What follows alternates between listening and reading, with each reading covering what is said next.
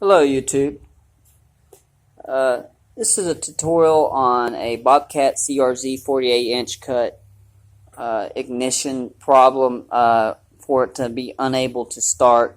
As you see here, I have the panel off, which I'd cleaned all this underneath here, which that ain't the problem. The problem with what I was having here is if you turn this key and you don't hear any clicking, or if you don't hear any noise with it, what you need to do, the first thing you need to do is check to see if maybe that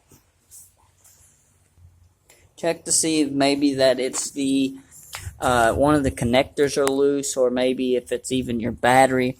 I had a problem with this one time before, that my battery had died and that I wasn't getting any turnover or anything like that. That was my first problem. And then this is my second problem that I've encountered with this Bobcat CRZ 48-inch cut now. I was messing around with it, and I had started cutting some lawns with it, and I had noticed that it was getting a short connection in it, and that every time I'd turn my switch to turn it on, it wouldn't do anything. It wouldn't make a clicking noise. It wouldn't do anything. So I got to looking around down inside of here, right here where the seat switch is. That was perfectly fine. I blew all that out, made sure that it was nice and clean. But then I went down here, right here to the arm levers, and I looked at this little wire. You see this little wire right here? I looked at this little wire and I wiggled it around, and the wire was loose on this side.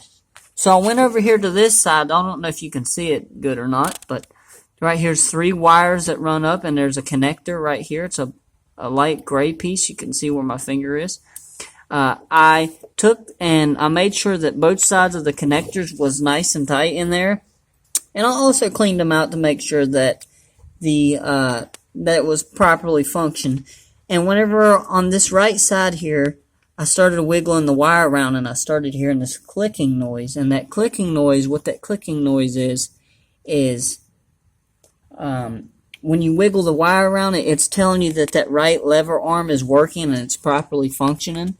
Also, it could be the same with the left side. You could still have the same problem even with the left side. It doesn't matter, but if you're having the problem with your key not turning, and you know that it's not your battery or your solenoid or anything major, it's definitely going to be one of these arm levers, or it's going to be maybe your seat switches here. As you can see, mine's bypassed here, so there's no problem with that. So we got that taken care of. But that was my problem. It was one of the arm levers, the connector was loose.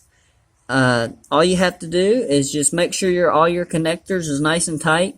And I hope you enjoyed this video. Thank you for watching.